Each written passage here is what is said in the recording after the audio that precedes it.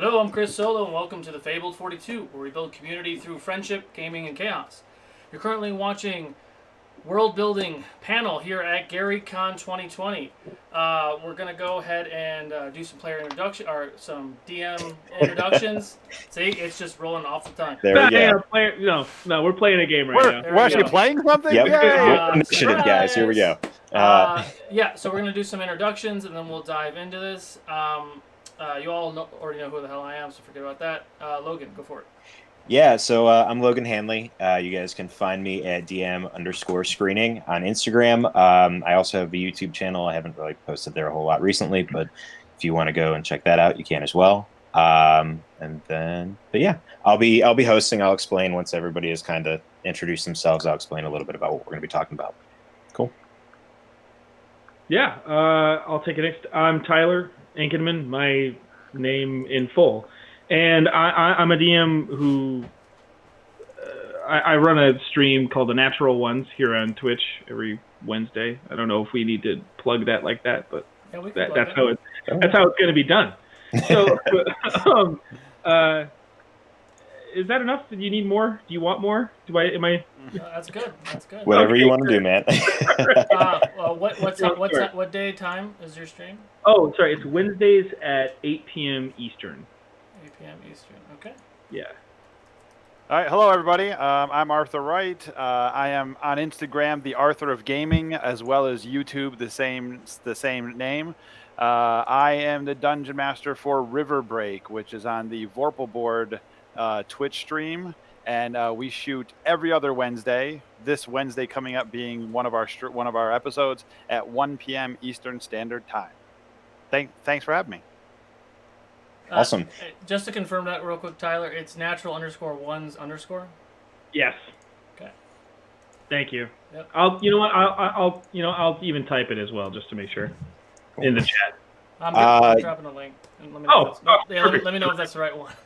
I don't have to do anything. This is great. So we're going to have a couple other guests dropping in. They've had some tech issues, and a couple of them are running a couple minutes late. But when they drop in, we'll introduce them as we come in and kind of go from there. But today, what we're going to be discussing is world building, homebrew in terms of creating your own campaign, creating your own world to play in. Everybody, especially with the launch of the new Exandria book, I know I was kind of chomping at the bit to look at it, but a lot of people have used what Mercer has done with Critical Role as inspiration to create their own worlds. So today, I got some other world builders together, me and Solo and Arthur and Tyler together to chat about how we build our worlds. So first, let's start off. What was your guys' original inspiration? And if we want to roll an initiative to answer this question, we can. All right, I can roll. Let's do it. Give me a second. What was your initial inspiration? We could roll on Vorpal so that way everybody can see. No stat modifiers. Everybody is just a flat 0. But why did you decide to create a homebrew world? What was that initial draw to world build and create something of your own? Tyler's coming out of the box. Hey guys, That's the question. Yeah. Oh, Solo's got it. Look at that. Solo. All right, so Solo, what made you? And I want to talk about Ukador specifically. Why? What inspired you to create Ukador? Besides the fact that I'm a control freak. Okay. So we'll talk about it in a while, and I'll talk forever about it. But my big thing is, I'm an '80s kid, right? ADD. We played outside for a really long time, so we have this creative edge. But then we started playing video games. So we have this beautiful thing where we have both sides of the brain kind of firing at the same time. And we proved kind of with the Create Your Own Adventure where I could just make up something on the fly. So the improv thing is really cool for me. But the only way that the improv thing really, really works is if you build your entire world, right? So the thought process was, it's the reason why I don't use any monsters from the book specifically, and everything is homebrewed, because it's easier for me as a DM to remember something that I made, not that something that someone else made. So that's kind of how it started. And Ukador specifically, like Ukador is a planet. Ukador was created from, I have 18 TV shows scripts. I'm a film producer, video editor. That's what I've been doing for 12 years. So I've been writing these scripts, and I have these shows, and like trying to get stuff going, blah blah blah. It just didn't work. But I built all these little micro worlds, and then when I jumped into D&D 2 years ago, I was like, well, I've done all this work for my entire adulthood. What am I going to do with all this information? I just funneled it all into Ukador. So anybody who's been in any of my stuff, they're like, oh, and they're like, oh, so all these NPCs, all these characters, these cities and things all came from all those different funnels. But for me, anyway, it's easier for me to remember stuff that I made up, opposed to trying to. And if I don't know what the answer is, then I make it up on the fly. Like if someone asks me some, off the wall question about some god of trickery, and I have never created a god of trickery, instead of pulling up, the book and trying to figure out what the god of trickery is, I would just make it up, and then it becomes canon at that point. Awesome. Tyler, how about you? I mean, like I just always did that. I grew up playing with my brother. He was the one who, started me playing, and we played 2nd edition first. And so, when you're 7 years old and trying to wrap your head around THAC0, it's not fun. But like, you enjoy playing the game, and I was always just kind of like a creative kid. And I guess I just, at the end of the day, I've read modules, and I like modules. I do enjoy, like, the written adventures of wizards and other people's work. It's just a lot of the time I have no problem making my own world or making my own story with other people. I guess I should say that as well. I try not to write too much. I try to make it the interactive experience between like the player and the DM, just like that's kind of what we've done with Natural One's world, is that it is different than a lot of the other campaigns I used to run, where it's a lot more based on, well, what do you want to do? This world moves on without you. It doesn't really care what you do or what you don't do, but there are consequences to your actions. And like, that's kind of where we, sit with it. But I decided to do that because a couple of my friends wanted to play, and I like to take a lot of stuff from modules when it comes to like fights. When it comes to battles, I think that's like the best parts of modules, is that like they set up a fight and they set up the rooms and the maps and things to like really be cohesive. Like the monsters you're putting into this fight use the terrain that they're, of this room to their advantage because it's where they exist. And I have a hard time sometimes conceptualizing that, because it's interesting you say that, Chris, because like I can improv everything if I wanted to, but I do like writing this stuff beforehand. I do like having like answers for all the things to improv against.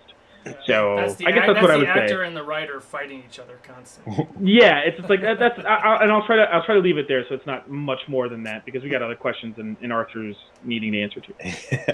All right, Arthur, how about you? So mine kind of came more out of necessity. So a few years ago, I was the DM for a WWE show called Rollout on the Up Up Down Down channel, where I was the DM for WWE Superstars, which is why Ember's on my River Break show. And one of the producers had found this survey that had been done by like 2,900 people, and part of what the survey said was they wanted homemade content.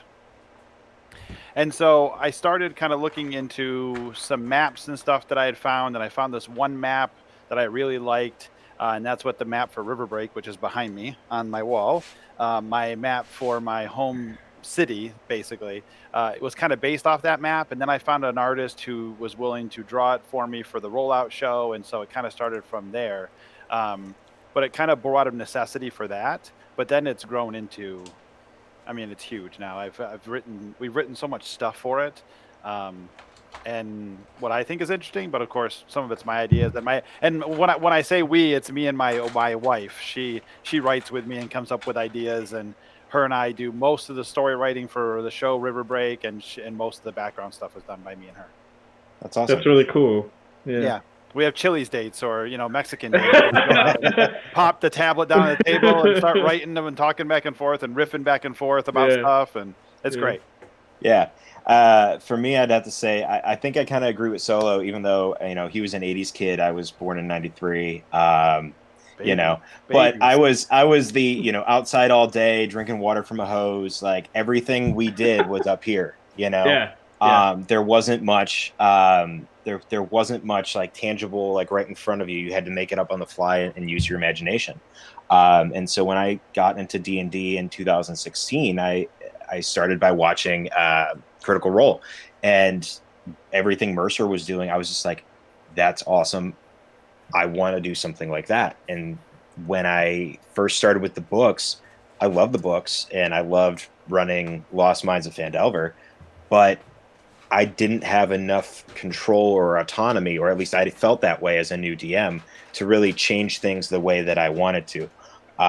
Richard, hey, thanks for joining us. I made it. Hopefully everything's good. We're going to do, would you mind quickly introducing yourself to everybody? Can you guys hear me okay? Yes. Excellent. So I'm Richard Quiner. I run the YouTube channel RPG Daily. It's youtube.com/c/RPG Daily. Just dungeon mastering tips and tricks and kind of the basics for beginners. That's it in a nutshell. Awesome. So you actually hopped in right at a good time. We are talking about what made you decide to create your own kind of homebrew world. Oh, yeah. That's a really good question. For me, it came down to I hate homework. Was kind of my big thing when I first started DMing and I was doing Forgotten Realms. It was always having to do research and look into the different places, and I'm not a homework person. So I decided, you know what, I'm just going to make it my own, learn more about creating things rather than learning about other things. And then if I made stuff up on the fly at the table, it worked because it was my world and not trying to fit into someone else's. So that's how I got started. Awesome. As the teacher in the room, I don't necessarily agree with that. Kids that are watching this, do your homework. You have been warned. Yes, I agree. Do homework. Logan's gonna be there. I'm always watching, guys. Oh, I agree more with make it up on the fly. That's what I think is better. I mean, I would agree. I think that's a big part of why I think anybody does it is like you want your own autonomy. But okay, next question. When you first built your world, where did you start? What was that foundational piece that you set in place for yourself that allowed you to just kind of keep building from there? We can re-roll initiative or use the same one if we'd like. Or whatever you want. Sure, let's roll initiative then. Richard, you have to change your color though. Okay. I don't know what I'm doing. So up at the top, next to your name, there's a little like a palette. Yep. Orange, red, yellow, purple have all been taken. I'm gonna take green. Awesome. And then if you go to where that die is, at the top left, you'll see, click on it, and you'll see a D20, and you can click on it, and it'll roll. There we go. Ooh, natural one. Nice. So it looks like, cool, last again. Art, you're going to go first. What was the foundation for you for your world, for River Break? I know you talked a little bit about the map. Yeah, so that's kind of where it started. Like, I found this cool map online. I was running a different game, actually. I had ran a home game, which was my Rescue the Princess game. So I made up a campaign where I ran my friends through rescuing 7 Disney princesses. Each Disney princess was 3 levels of their character, with the last 3 levels being Princess Leia, and it was based in Star Wars and spell jamming and all that kind of stuff. And so I kind of wrote this, and when I was looking for maps, because again, I'm not an artist, so I can't draw for crap.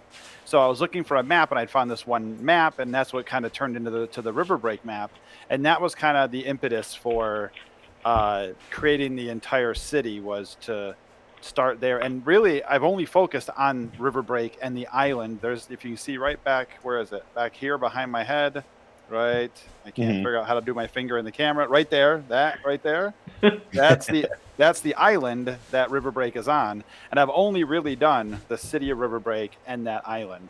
I mean, I have a little bit of idea of what some of the rest of the world is like, but not anything really detailed. I've kind of really narrowed it down to that, almost thinking that if I were to do a book in the future, maybe it could just be a city you could drop into any campaign. Awesome. You know? Yeah, that's really cool. Richard, how about you? Where did I start with it? I guess the best way, like, my current world I'm working on is called Yindir, and I'm trying to do it big picture, right? So I'm doing the several continents and different countries and political intrigue and stuff like that. But it all, for me, started in just one little town on an island that I stuck my players in, and I said, this is your town, this is your island.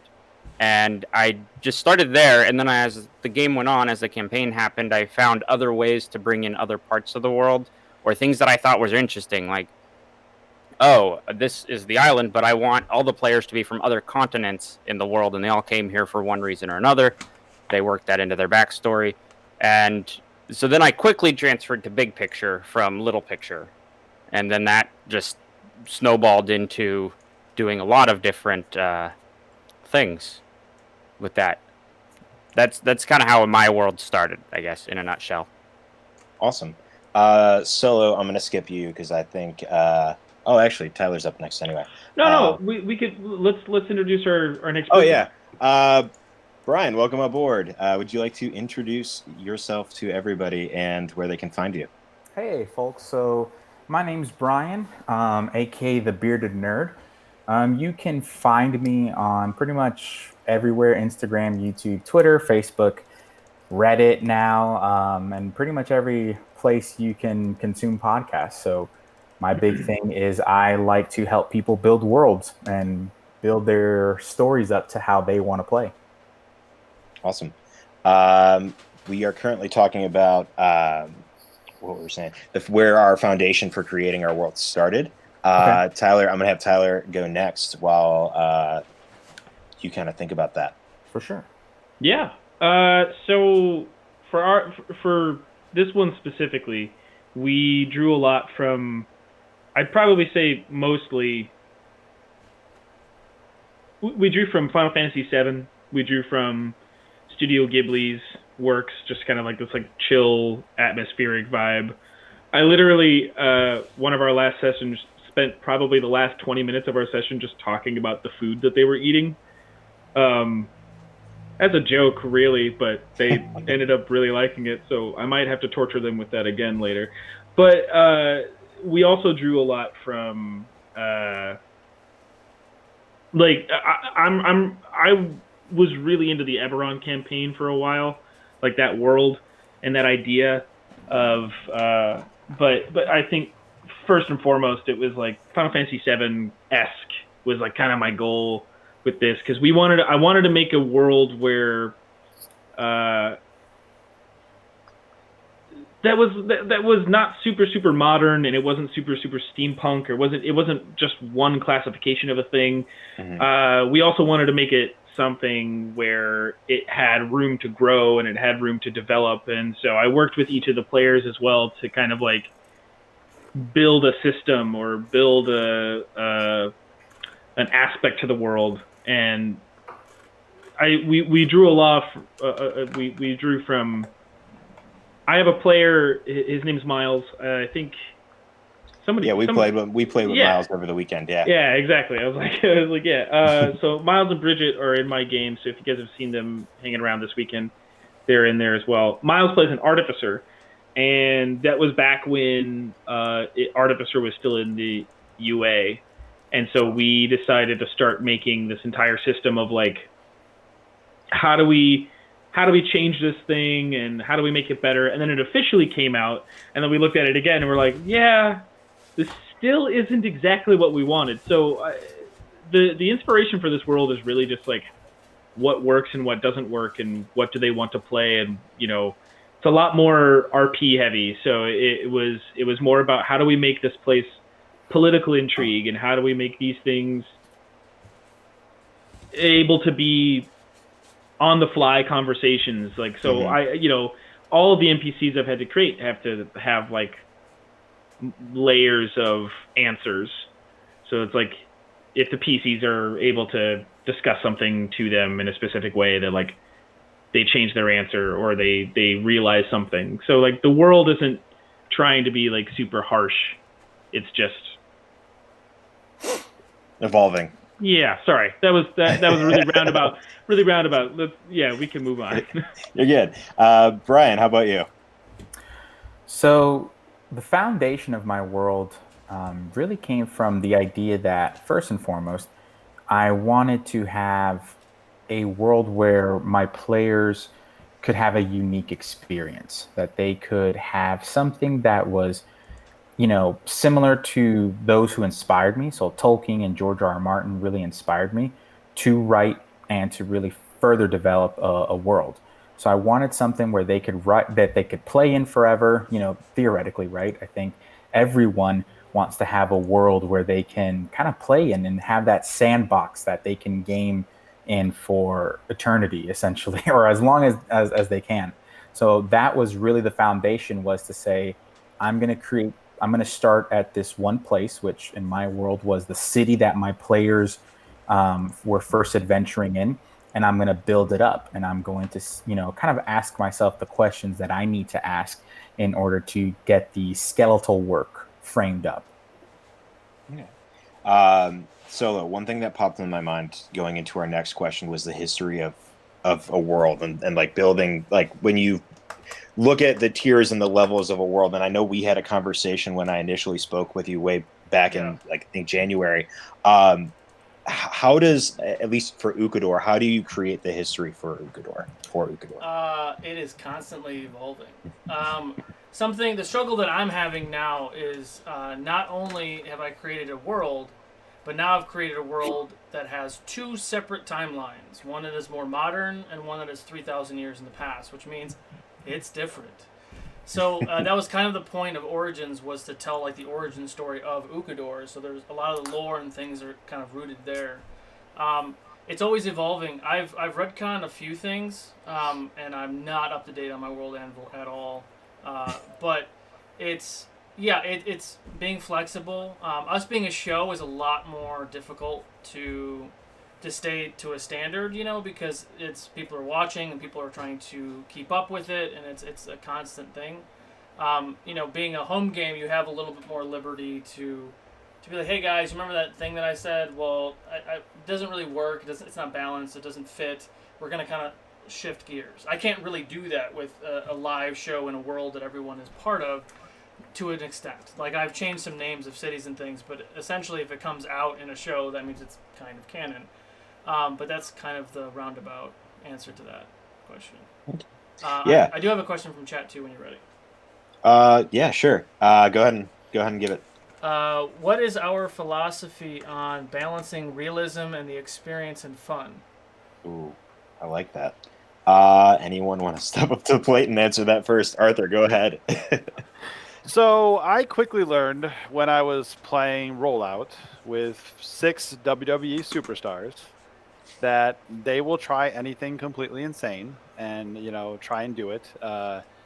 Austin, Xavier Woods, he would constantly try and tie ropes around arrows and swing off of things and all this kind of stuff. And as my philosophy as a DM is more almost always try and say yes.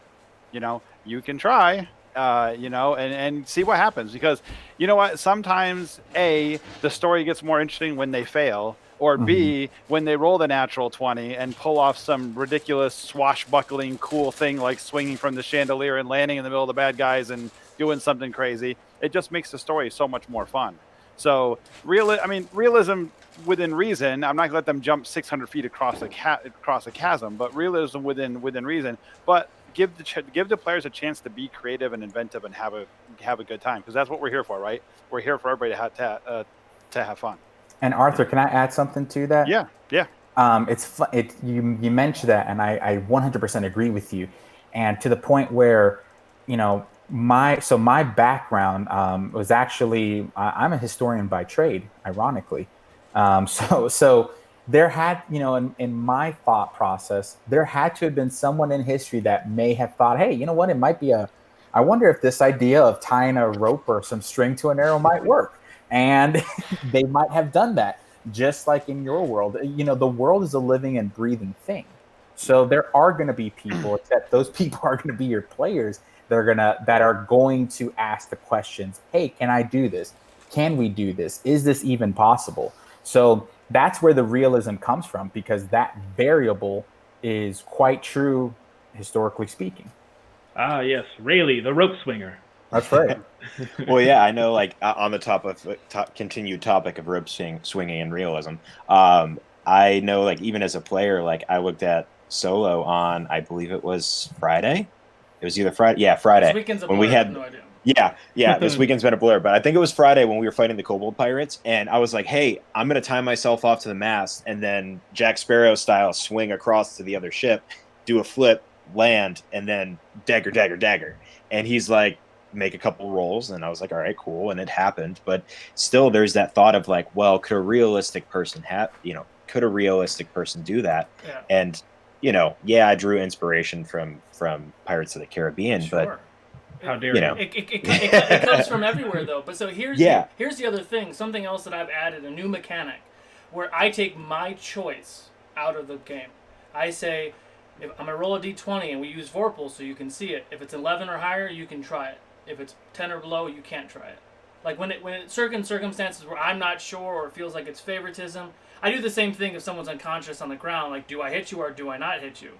That way, you kind of avoid the that decision making, like if I even think it's worth it, but I let the players do it. So then you solve the problem where the player feels like there's a chance, and then B, if they succeed, then they try it, and then story points. Or if they fail, they don't try it. It's kind of a win-win almost, where you give that variable to everyone to kind of figure it out. I think it's interesting because it's something where I think it also depends on your player, right? Like it does depend on the player group.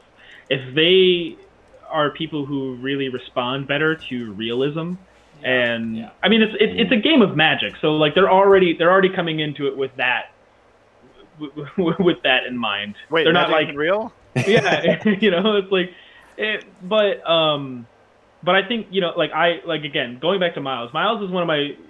I love all of my players, and the thing that he does that's really interesting is like he gets really analytical about some stuff, and so. Our artificer in our game, they are, he plays this like so much more scientifically, and so it kind of inspired me when he started to do that to have this relationship with Magic that was science-based. So like all of the sorcerers, all the wizards, all the druids, all the clerics, like they have their magic and they know where it comes from and they know how to do it.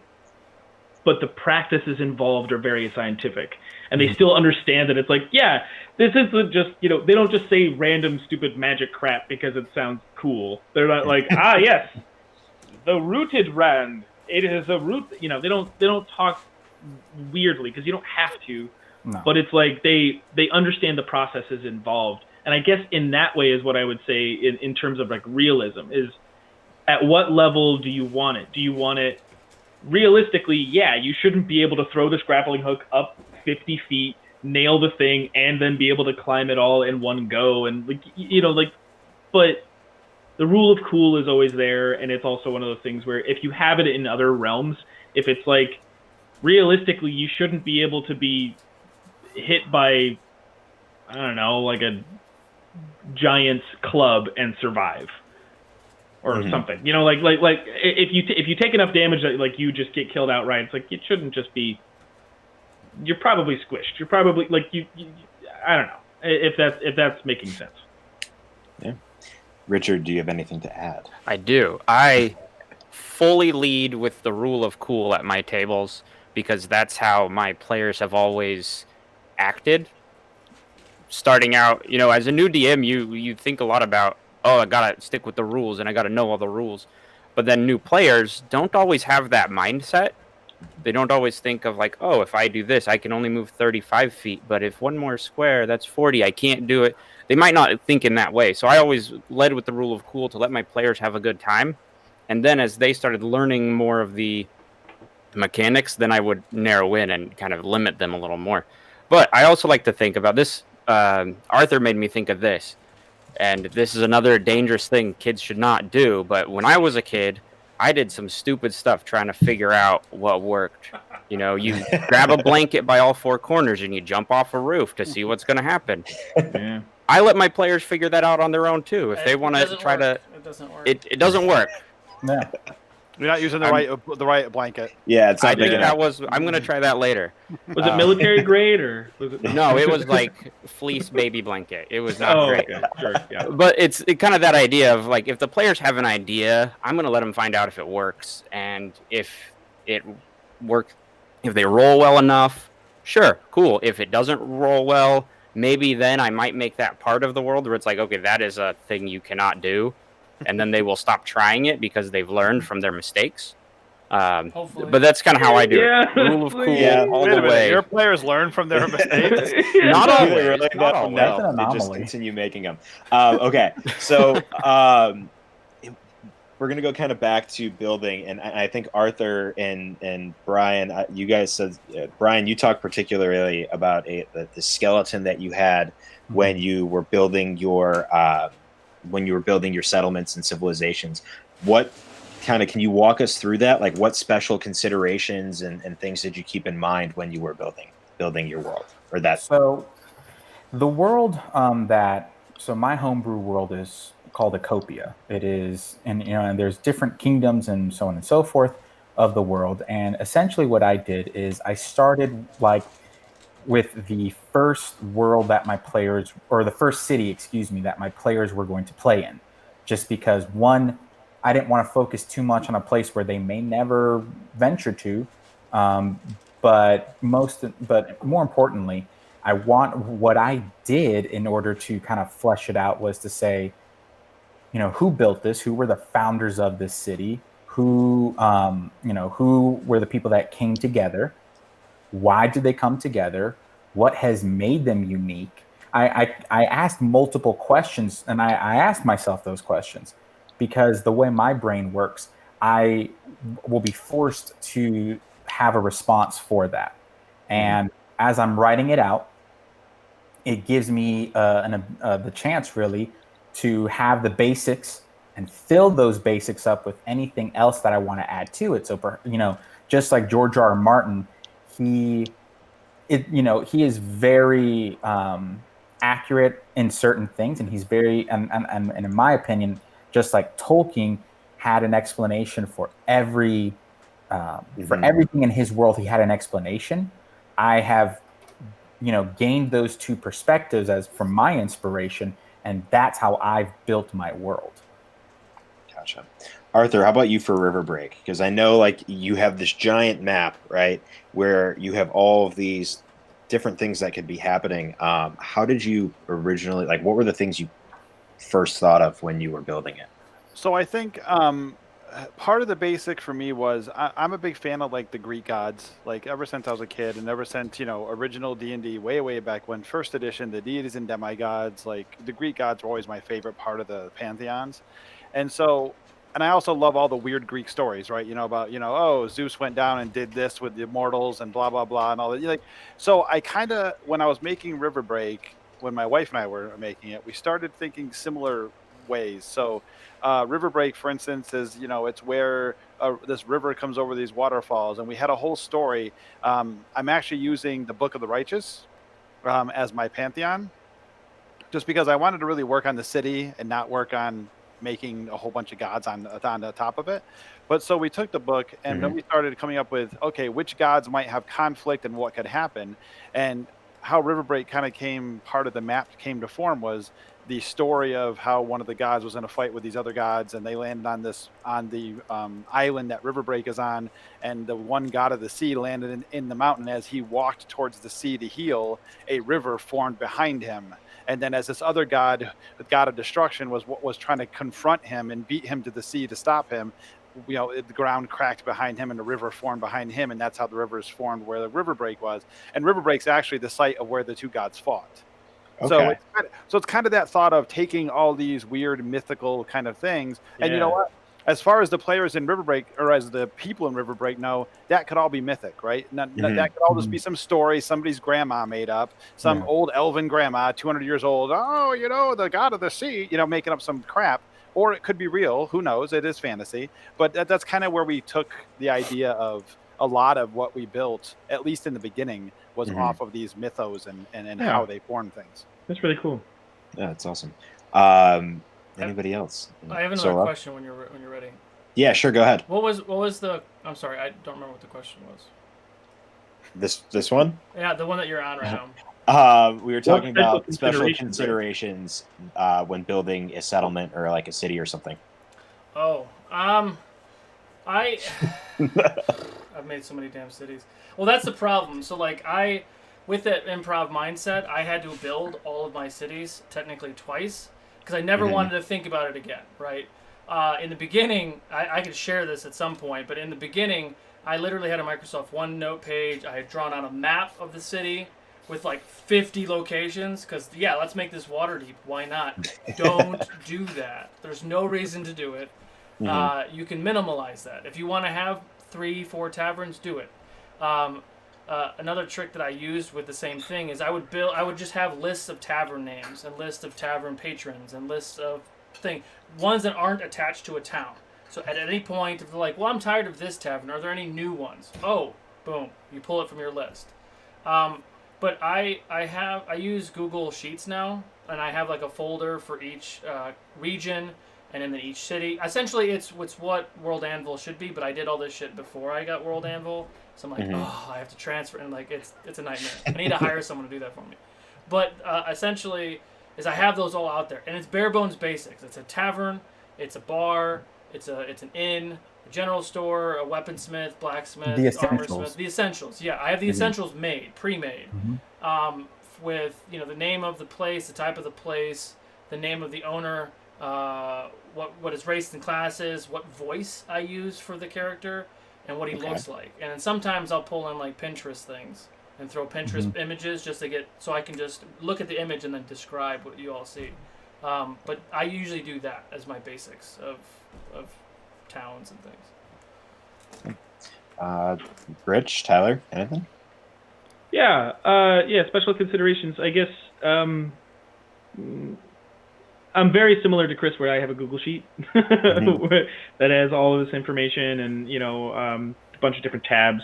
That's also kind of what I do at Dwarven Forge. So it just kind of is like one of those like you transfer your job to your other job and you're fine.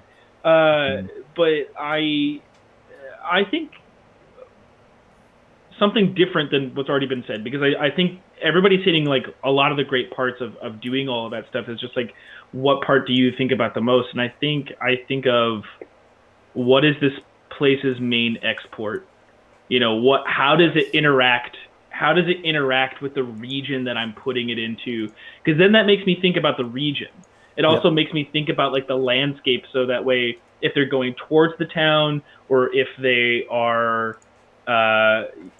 actually that's the only thing. There's no or. It's just like when they're going towards the town, it makes me think about what is the surrounding area? Like how long should that stretch? Like how big should this forest be? Or it's like if it is supposed to be like in the desert, how does this city or settlement survive in the desert? What is it? It could be an oasis, or it could be underground dwelling that, like, because the heat above, it hits the rocks or the sand in a certain way, the settlement of below the ground is at an even temperature, like something like that, like, and that's usually what takes the biggest special consideration for me. And if I can add something to this, what Tyler just said, I think it also plays a big part into culture, how the culture of that civilization thrives and how it really developed. Yeah, absolutely. Rich, do you have anything to add, or? No, I think you guys said it all. So that was all some really good ideas. You guys even gave me some things to think about, so I'm good. I'm gonna steal that sand thing underneath the sand. I'm gonna steal that. That's I like that. Please. Solo, what was our chat question? Yeah, we have a couple. First one is, We have 3. Where's it at? What is the most challenging thing about world building, and how do each of you tackle that challenge? Okay. I don't mind. Remembering everything. So I don't mind. I'll start that off a little bit. I'll be pretty quick. So I'm kind of newer to DMing. I'm way newer to world building and actually doing it what I would think is the right way. I think my hardest thing is kind of like Solo said. I'm a historian. I teach social studies. So a lot of what I do is, what is the history of it? Let's write a book about it. And I can sit down and write, page after page after page about a civilization. And then 2 minutes later, the players are starting to head there, and now they're not. And so, finding a way to to simplify what you want in your world is probably my biggest challenge, because I see a city and I'm like, here's where everything is. And this is what this person is and what they do and what they sound like. And this is their history, and there's their grandma. And, so I know the grandmas, man. They solve everything. Exactly. Yeah. And they make the best food. But yeah, I mean, I think my biggest challenge would be figuring out how to simplify in my world when I'm building it. Yeah. I can sort of jump in on something there too. So years ago, my friends joked with me that I had Superman syndrome, as I always wanted to save people, which is not surprising that I ended up becoming a nurse, right? Because that's kind of the whole idea of saving everybody, right?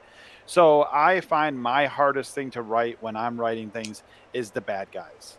Like the intentions of the bad guys. Everything on my if it was up to me, everybody would be on the like up and up. They'd all be like lawful good, and it would be boring, right? It would be no fun to live in a world where everybody's lawful good and it's not any fun. So I fumble in some of the political intrigue and really That's why you had me be the bad guy. And to truly have the evil part, because I don't want to see the evil part. We deal with enough evil part in the real world. I don't really want to deal with it that much in my fantasy world. So I struggle with that part myself, and really having truly evil guys. Like I always want, almost every bad guy I want to be like Darth Vader, where they're really this bad, nasty person, but there's a kernel of good in there somewhere. Maybe you can pull on that. And sometimes people like my wife have to be like, no, this person's just bad. Stop it. Awesome. I just had we can move on though. It's like, I think about it, and it's like usually a challenge for me in world building is how much is too much, and it kind of goes back to like what you're saying, Logan. More so, how much is too much, and then I'm not giving the players anything to do.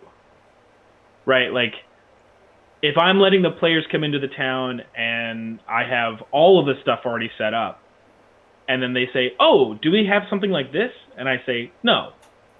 And they ask 3 times about these things, and I'm never listening to the question, or I'm not participating in the potential of fun.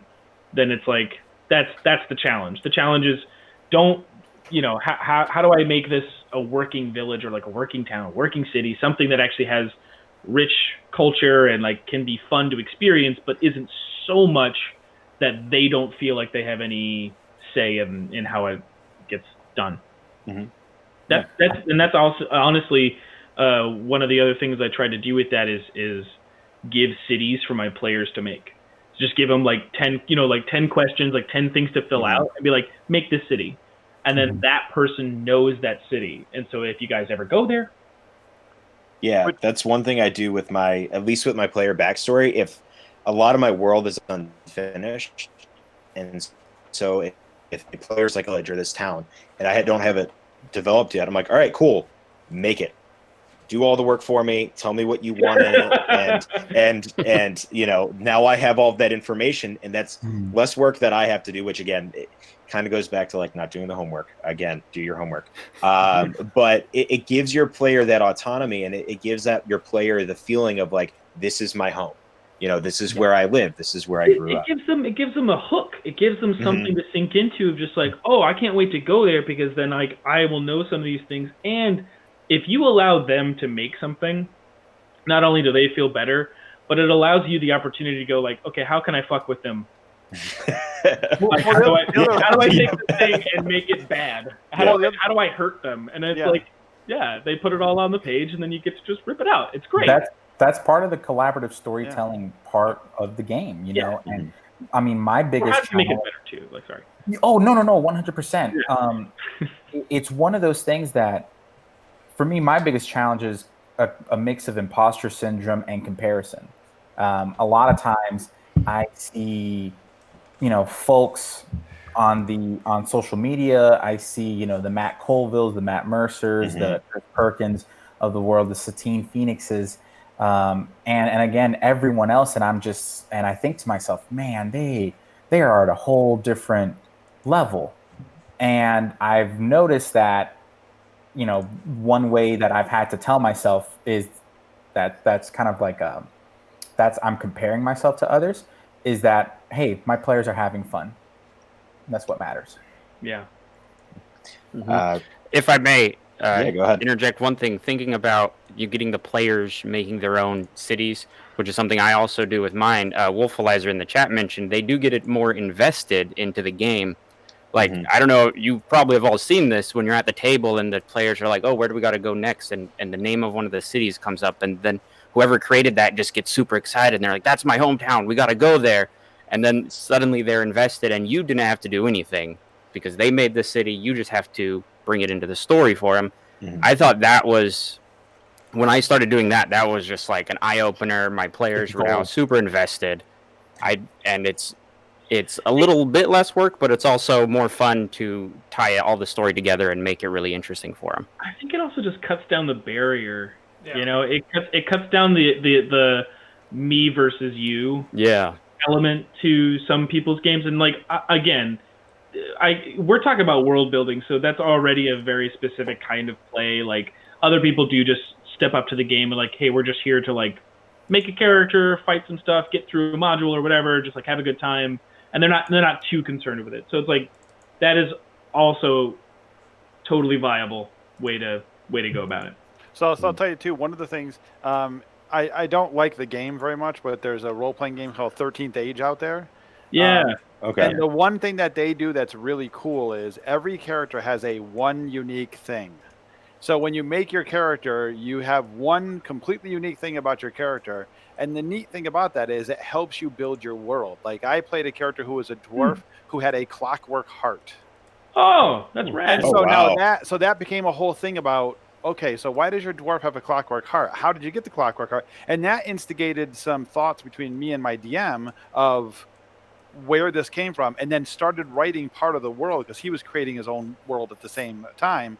Like, why does this dwarf have a clockwork heart? Do the dwarves do this? And is there a certain sect of dwarf that replaces body parts with clockwork pieces?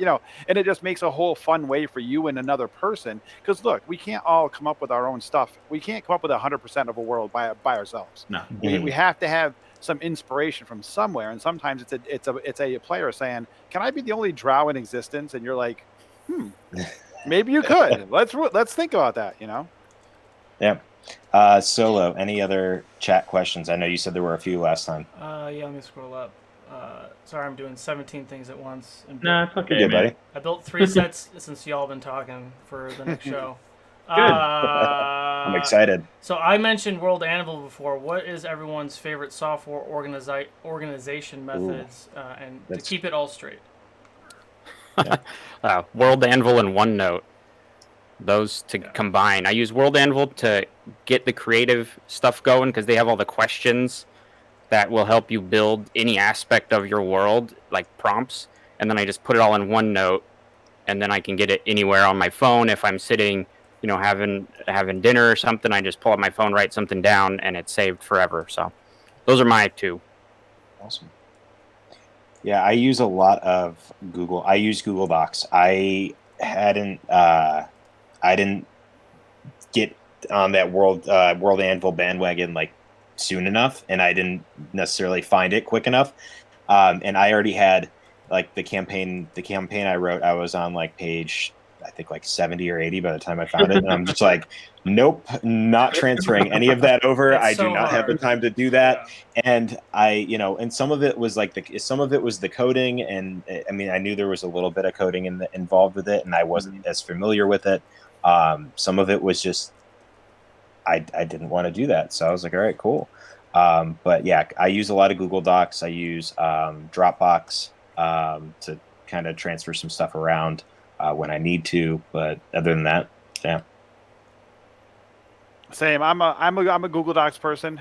Similar. I had found some other. So I did not World Anvil. I hadn't used that. But by the time, I wrote like 100 NPCs, and I had motivations for all of them, like a paragraph and a half of story for each one, and some things that they might say when you saw them. Like I had this whole thing written out for NPCs, and I ran across a similar program then to World Anvil, and I was like, I am not now transferring all these NPCs over to this thing.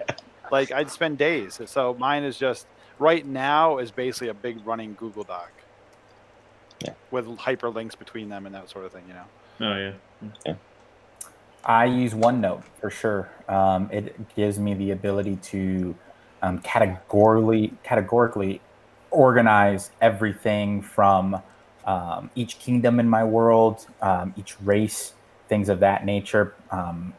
That's a big help to me, and especially since I'm working on the Terracona project, which is my first written supplemental guide.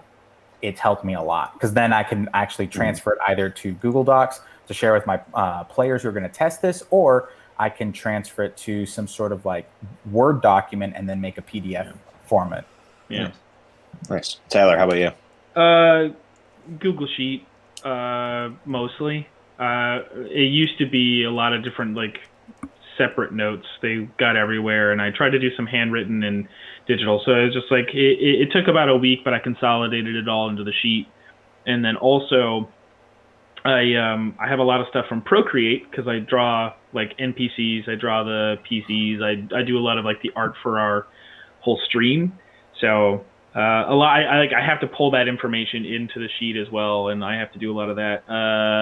And then just regular notes like on my iPad, just sort of just making some quick things or whatever, and those usually transfer over to the sheet, or it's something that I'm like, these are my session notes, like these are the things that I need to know for just this session, and they'll help information later, but like it's not a huge deal to me, because I have the sheet. I have no like I know who's where, and I actually have a section dedicated to just like keeping track of where the PCs are currently, and then where their NPC allies are, as well as the enemies. And so like I know if they want to go talk to somebody and it's like, no, they've actually left town, like, and I wanted that to happen, I've already notated it, and I'm like, but I know where they're going, kind of thing. Okay. One question I've always had, and because I haven't really wrapped my head around it yet, is how do you develop and maintain or even expand politics and government in your worlds? Sure. I mean, and like, it doesn't need to be, you don't need to go super in depth with it, but that's always intrigued me how there can be these in-depth political plot hooks that for players to get into that can change the course of a world. I think first and foremost, if you're going to do anything regarding politics, you have to think about the moral, ethical kind of dichotomy that we already currently live in. We have a country, for those who are in America, everybody. We love to talk about how we're a democracy, but at the current moment, we are a plutocratic oligarchy, right? So how did that change? Well, 25 years ago, Glass-Steagall and blah, blah, blah, blah. All these things like make certain changes, but it's because of one or two decisions and then those snowball into 3 or 4 decisions.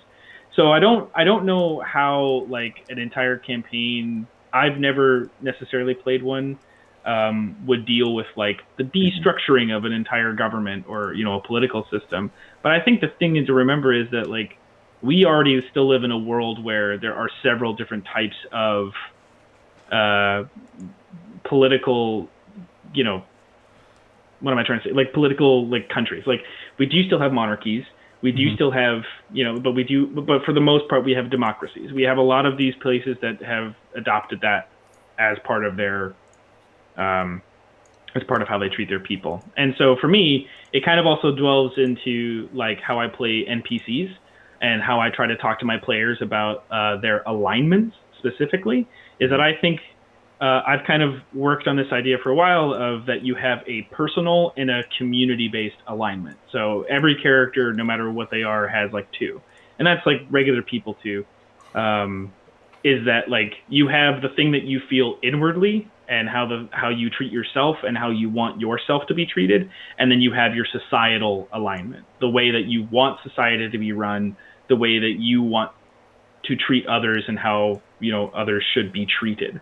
And so because of that, like you could have like a chaotic good character who is personally chaotic good, and then you have a lawful neutral in society. That also works for like your adventuring party. So like if you are a chaotic neutral character in your personal life, but like chaotic good when it comes to your adventuring party, you're going to do things that are good for the people who are next to you. But when it comes to if like it was just you in a room, you'd probably take the whole pie. Like that's what I would say is that like when you're running that stuff, that's the thing that personally I think is the most important, is personal motivation versus community-based motivation, because that's what's going to change an entire government. I would like to add self-interest as well. And from a political standpoint, there may be self-interest from a monarchy. They may want to preserve the name of their monarch, that last name, right? And some of the bigger monarchs, we have House Tudor, we have all these different names that meant something. It had, they had some sort of power in it. And in my game, the way I run things, I kind of have that same self-interest and motivation. What is motivating that person politically to, gain XYZ things? It could be money, it could be power, it could be it could really be that they want the world or the country to see them as they are the savior, and that they are going to bring, mankind, and therefore people need to rely on them, that sense of almost belonging. So I like to add the self-interest portion in it, because it does, and at least in my opinion, it builds upon what you were saying, Tyler, with your kind of different alignments. It says, okay, maybe, we must think culturally, and that's another point, right? Culturally, does the society think of them, do they think of themselves first before the community, or vice versa? That's another thing that I add to kind of like the political, when I'm running a political game. And the main reason being is because my players are completely new to Dungeons and Dragons. This is the first time I've ever run a game where they have never played a tabletop. And this is their first tabletop. And Same. Yeah. And it's great. I love it because their insight comes from their own personal life and their own personal, even kind of day job, background of what they do. I have one particular person that they're in local government. So you could tell how they work, because they have their own motivations pouring into the Dungeons and Dragons world. So it's really interesting to think about the self-interest and society and culture. Yeah. I think with me a lot, I end up finding out that I tend to do very medieval kind of style stuff where most of the countries are monarchies or like some sort of a dictatorship. But now that you guys are talking about it and I'm thinking about it, I tend to have now what's the word I'm trying to think of? Like groups within that. So like the head of the Assassin's Guild is generally not a dictatorship. It's generally like a council. So I think I think I tend to make my countries more a single leader kind of idea, but then my subgroups, any of that kind of stuff tends to be more of a democratic thing now that I'm thinking about as we're talking about it. So it's kind of funny how that happens. I don't know why, but it's just kind of how it's worked out. There's council-based monarchies too. Like if you look at systems of government, so like it totally works. It totally fills out. Yeah. But Tyler, you mentioned it too, where it's reflective of the real world. A lot of things that we pull subconsciously is reflective of the real world or what's inspired us. So, for those listening, I wouldn't be, you might not be surprised that when you really think back at it, you're like, oh, I'm pulling from, maybe this book that I read, or, what I saw in the news the other day, and I just didn't even think about it. Yeah. Or just in general, not, I wouldn't want anybody to feel like they had to be politically like savvy to do political intrigue. It's like it can be as simple as the king lied and he wants it all for himself. Done. It's like that's 100%. it. Like it could also be better. It could be the king is a good person who wants good for his people, but he's still a king. So sometimes he has to make hard choices, and it's like that is yet again perfect.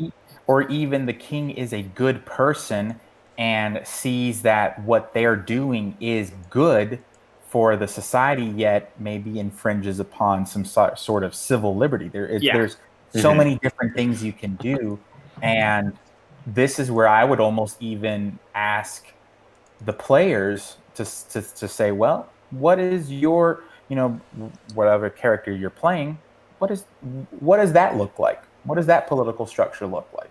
Mm-hmm. And kind of interview them. Yeah. Rich, anything from you? Oh, I got a couple Sorry, ideas. man. Yeah, sorry. It's good. The chat saw I was like taking notes earlier. So I actually have two things I deal with because one of my campaigns is mainly, I would say it's like 75% politics, and then the other 25 is actually like killing monsters. But I got into doing my homework. This is where I go out of character. I researched a bunch of different types of governments that existed, and I decided to throw all of those into my game. So I have one city where it's run by a corporation that's paying everybody, and everyone works for them, and the leader of the company is the leader of the city, and so on. And then I have another one where it's a communist society, and everyone shares, and I have another one that is a democracy, and they vote. And then I looked at it, and I'm like, how can these all butt heads, right? Where's the conflict in all this? Because governments don't get along. There's always, you got to share your government with someone else all the time. So I started building that into how different countries would interact.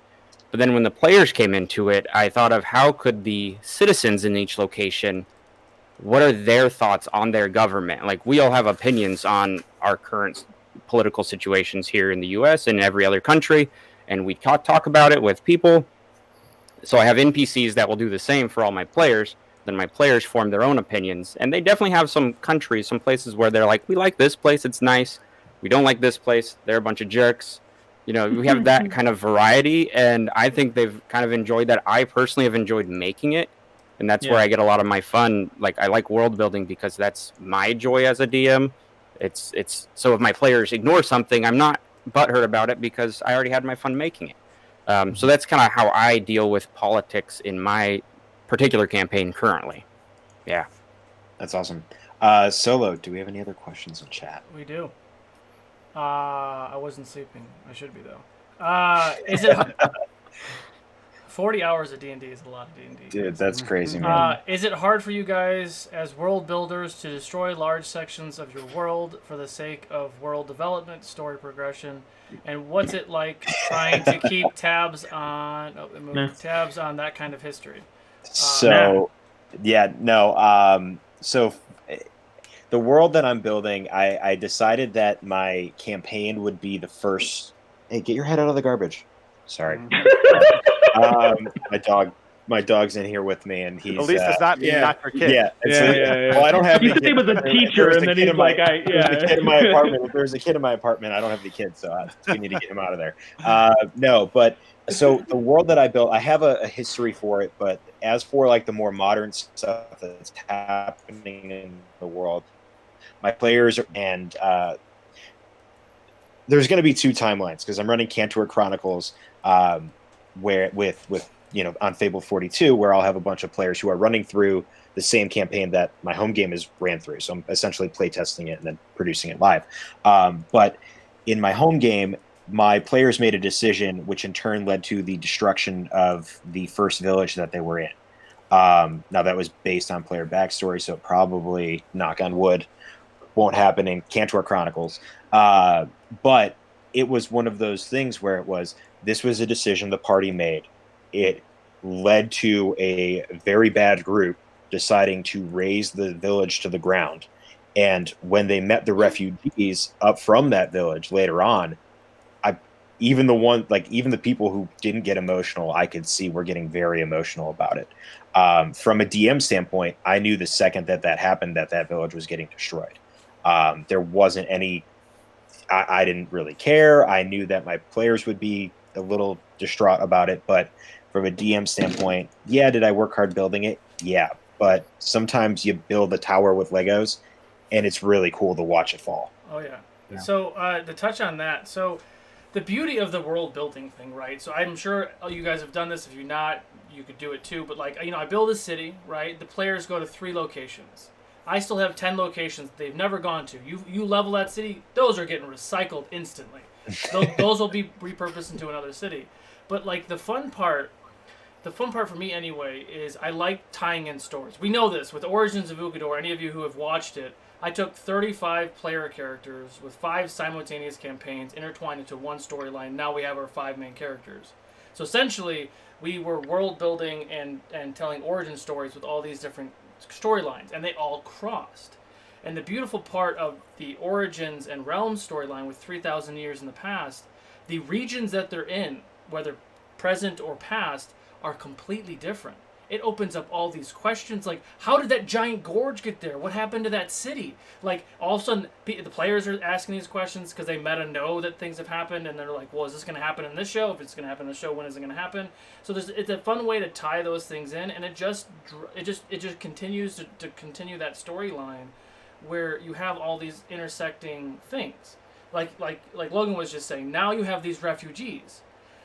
If our campaign happens to go by that city with the refugees, we're going to interact with a group of refugees that another player interacted with and did this other thing. We talked about doing it with Origins because I have all these players that aren't really in the main story doing side quests. Mm-hmm. So like, then if you have your same world with these same side quests, all of a sudden you have 4 different tables that you play with. They start interacting. Like what if your next group shows up at this village right after the other group just decimated it? Then they're playing recovery. They're trying to save these people. So you have all these things, and it's just really fun just intertwining all these storylines. It's very Game of Thrones, right? When you watch Game of Thrones, they have all these multiple storylines, and when they start to intertwine, it's just like, yeah, it just all that juicy storytelling just gets you all excited. Yeah. I think for me, a few years ago, I played in a game in a store, and it was one of the best starts to a game I ever played. And the DM had this NPC who followed us around, and it was this drow elf. I think it might have been a cleric. It was following us around and doing stuff, and she made some great stories. We did like some real cool like CSI, like murder mystery kind of stuff in the game, and it was a lot of fun. It takes some twists that we'd never done previously, and then we somehow get sent on this thing where we're going to go through this desert to do something, and when we get in the desert, it's anti-magic everywhere. So we're traveling like 3 weeks in a desert. It's anti-magic. We're running out of food because everybody expected we're a horde of clerics and paladins. We're just going to go create food and we're all set. And so we finally get the idea of, I get the idea of, let's everybody try and cast Dispel Magic on one point. And maybe we can blow an area of the Dispel Magic away just long enough to throw some spells out there. So we start doing that, and my character watches the NPC, and he starts counterspelling. And so my character ganks him. It was third edition. I had 2 weapons. I think I got 4 attacks, and I hit 3 crits on him, and I killed him outright. And the game literally fell apart in seconds. She had some other character come in, blow the whole thing up, kill everybody in the game. Like, she was really pissed that we killed her non-player character. And I'm like, the game was so good. How could you let that happen? Like, well, you killed my favorite character. Okay, but that doesn't mean the character's dead forever. Recycle him into a different game. Who cares? They're all our favorite characters. Yep. All our favorite characters. Yeah. So I kind of always had that mentality in my head that, like my River Break's I've got a lot of fleshed out River Break, and I got a lot of characters that I have some like attachment to. But if one of my players goes bonkers and kills one of them, it's like, okay.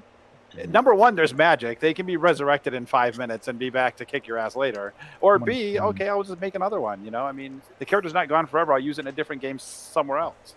Well, funny that you mentioned that. I had to reboot my game because, my players, we all work together. So we they're all developers as well.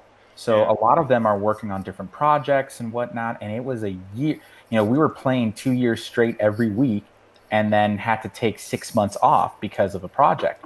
And they asked me, hey, can we do a soft reboot and just start out with new characters? Which kind of gutted me because I was like, man, we were building this great world together. And now you want to recreate, create these new characters in a whole different part of the world. So what they don't know unless they see the stream, um, they are, they're old characters that aren't dead. They're going to encounter them because I'm not going to just destroy them. I'm going to recycle them. They're my pawns as the DM. I'm going to choose to say, hey, well, the choices that you've made are having an effect on the world, just like the choices that they make are having an effect on the world, which is going to lead. And you know what? If it, back to, I think, the original question that, I have no problem destroying or reusing or recycling or whatever with a part of the world because it's going to play out later in the future. And remember that anything that you use, especially like NPCs, for example, you can reuse it anytime, any place, any game. So it's really still in your back pocket. I don't go ahead. I don't know if this is the case for all of you, but D&D is a drug. It's addicting. You buy one mini, you get 50 of them. You buy one piece of terrain, you get 50 of them. I love creating. But is it a problem if you admit it? You guys can see the tendrils in his eyes where this is. I love creating. If you destroy all of my things, ooh, I get to create more things. Like it's that energy, that fuel that gets me jazzed. And then if I create something new, then I'm excited to show you. Just like you're a player, you're excited to try the Indiana Jones rope thing that he did in episode 4 that he couldn't do when he. But like 20 years later, he's an old man. He's still doing it. Whatever, it's fine. By the way, I love your mini collection. Thank you. On the whole recycle thing, though, yes.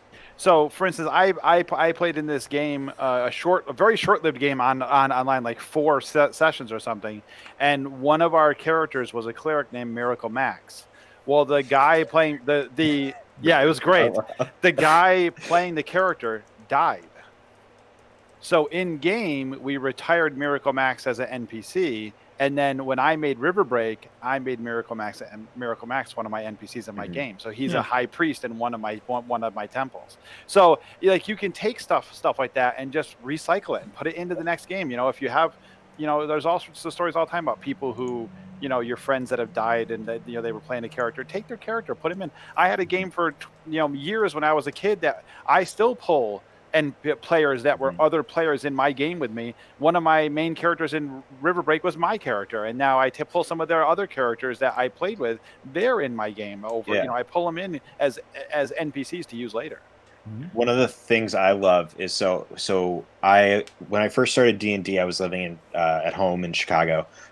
Since then, I've moved out to the Philadelphia area. But one thing that I love is that my world started back in Chicago, and then I picked it up and just moved it to Philadelphia with me.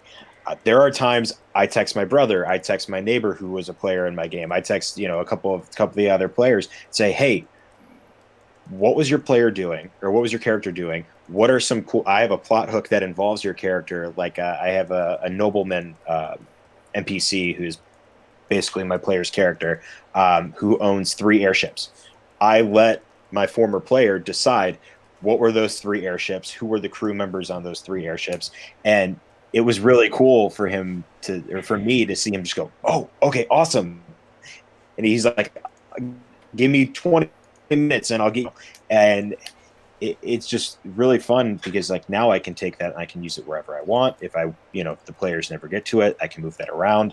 I have a favorite NPC that I try to I've brought into every campaign I've ran, whether it's homebrew or a book, just because I love being that person.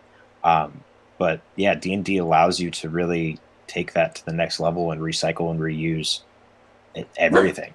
Hey. I just want to go ahead, Rich. Go. Mention something about destroying places, focusing on that word. is I'm really a big fan of tragedies, and like my players, they can be the heroes. They might have a happy ending. We'll see how it goes. But everything else in my world, if it ends in like a tragic downfall of someone falling from greatness, that makes me happy. So if I create a city, for example, and that city gets wiped out by their own hubris, or maybe a creature comes and destroys it, that for me, it's done its job. It's part of the story, and it's going to live on as ruins in my world forever. So later on, when I run other campaigns in the same world, people walk by there and they can experience the ruins of this once great city, and that adds more story. Maybe some creatures have moved into the ruins. Maybe there's something there that they can dig in or find the history of what happened there that could be a part of their story. So I totally embrace the idea of creating something just to destroy it, 2 sessions later. I think that's fun. There's also a term in a lot of creative industries called killing your babies.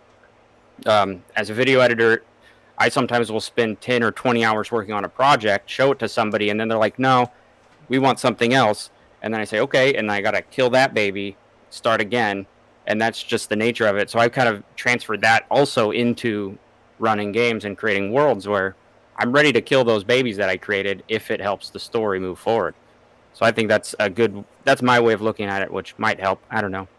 Rich, I just have to say, as someone who kills babies regularly, I do take offense to this. I was going to say, we're saying do your homework, but we're not saying don't kill babies. That's kind of an odd way to go. No. I'm not going to say no, guys. No. I'm not going to say no. In context. No, I think for me is that like I don't usually have a really, I mean, I'm sure all of you have like a similar feel. We're all in some way writing, or you're a video editor, Rich, or lesson plans, or any of these things. Is that it's just sort of like on a different part of it, not just like, oh, if the characters destroy this thing, or if it gets destroyed, why would I care? It's like, no. If you even just have to look at something and say, they're never going here, or I have to completely ditch this because it doesn't work with the way the world is going anymore, and I just have to ditch this concept or this idea, I'm totally okay with that. I say, screw it. Like, nothing is too precious, I guess is the thing. Like, nothing should be too precious that you can't run your game without it. And I think that's kind of my standpoint on that, is that, like, you guys are all hitting, like, perfect things on it. I just think in terms of actually running a game or cultivating that information, just don't be too precious. Just be able to let something go, because if your players aren't enjoying it and you're enjoying it, that's fine. But that means you're just writing something for you then. So just write that stuff for you. That's fine. But, like, I don't know. Yeah. No, I agree. I think it's about the game is meant to be played with your table, or if you're doing it virtually, obviously the people you're playing with. But, if you're having fun and you can tell your players aren't, or if they need a change or something going on, like, nothing in your world, I agree, should be too precious. It kind of goes along with the baby killing, like it's hand in hand. Yeah. Within two context. babies hand in hand. Yes. That get killed. Great. But yeah, like, nothing's too precious. Be like, if you see that you need to make that change, or you need to alter something that will revamp or even change your game or help your players be more interactive and involved, do it. Don't be afraid to get rid of something that you love, to have your players make something that they love. Yeah. We're going to wrap it up here in the next minute or so. But before we do, DMs, we'll kind of go round robin again. What is one piece of advice that you would give new dungeon masters in their efforts of world building? If you love it, they're going to love it. If you put your heart and soul into whatever you make, whether it's drawing a map on a board, whether it's creating a town, an NPC, or whatever, if you have that energy, whatever you bring to the table, they will match you. If you come in and you're like, this kind of sucks, whatever, if you don't like it, then they're going to meet you at that point. So if you love it, if you own it, if you're excited about it, bring that to the table, and they'll match you. They'll meet you there. Awesome. I think for me, I was gonna make a joke. Be independently wealthy, buy a crap ton of minis in Dwarven Forge. You're good. No, but on that same vein, very similar to what Chris said. You know, even if they don't love it, don't take it personal and just go on with like something else. Try. And my personal philosophy, always try and say yes. Like, I hate when you go to sit down to a table and you're like, "Can I do this?" And DM's like, "Nope." Well, there goes all the creation, right? All my chance to help you create something is now gone. So try and say yes if you can, or twist with the player and talk even on the fly, like right in the moment. Well, maybe not that, but how about this? And see if you can't come up with something really cool that everybody enjoys.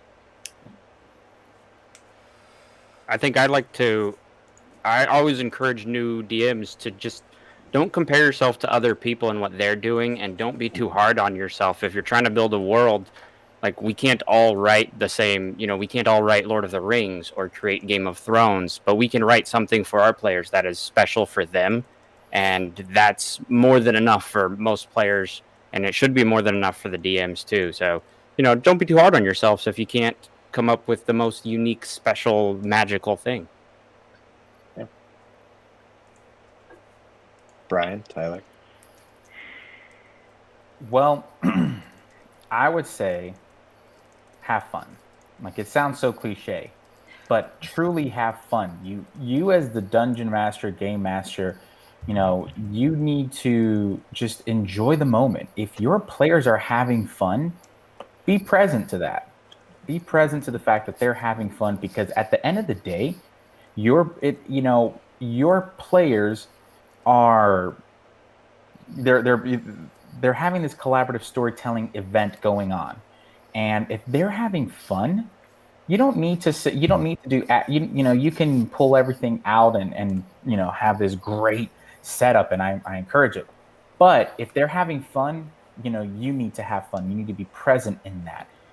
That's really what's key. It's about sitting around and having fun with your friends. Mm-hmm. Yeah. Yeah, I think what I'd say is semi piggybacking on Brian's thing, is that it's just being present thing is huge to me. Is that because that's just a lesson that I learned recently, just to live, was to appreciate the thing you're doing while you're doing it for what it is, and the joy that you can get from it. But also, I think I'd say not everything has been written, not everything has been done before. Doesn't matter what you want to bring to the table. It's your table. It's your joined table. Mm-hmm. That's new. That's fresh. Because you can think of the idea, they are going to find a way to manipulate it to their benefit, and you're going to hate them forever. And they're going to have 8 wolves and 3 foxes and a goddamn hedgehog, and you're going to have to figure out a way to make food for them all and make sure that you made a price that 2 silver sounds acceptable for a fox. Sure. Like, it sounds like personal experience here. Yeah, it is. But it's just the fact that, like, if you're not present for that, and you're not, and like you said, Brian, it's like, if you're not, or what you said, Arthur, too, is that it's like, if you're not saying yes, then you're losing them. Yeah. That's it. Yeah. And I think, if you just quickly, if you, like, someone asked Matt Mercer a while back, because Matt Mercer seems to be like the DM everybody talks about constantly. I think he's got some awesome advice. Yeah, he's like, sure. anything you like, that whole DM thing, DM tips that he did with Geek and Sundry like 2 years ago. Watch it. Let's go good. But he even says, like, I'm not the perfect DM for everybody. It's you. Every DM is different. He could sit down to a table with 5 people and they could hate the way he runs it. Mm-hmm. My players could sit down to a table with Chris and be like, I hate the way this guy runs D&D. It's all a mix between you and your friends. He has so many minis. I can't stand it. Why does he keep throwing foxes at us and hedgehogs? I hate hedgehogs. I mean, whatever it is. I mean, like, it's really a jive between you and your players. And sometimes the DM's not going to fit with the player, or one player is not going to fit with the whole party or the DM, and you got to figure that out, because that's exactly. And sometimes you got to cut a player out. Be like, dude, you can't come back. You're just a jerk. And that's sort of what I mean by, like, don't be too precious as well. Right. Like, don't be too precious with the energy at the table, because especially if you have somebody that like nobody else is getting along with, you need to talk to, like, have the confidence to because that automatically makes everything else you do at the table worthless.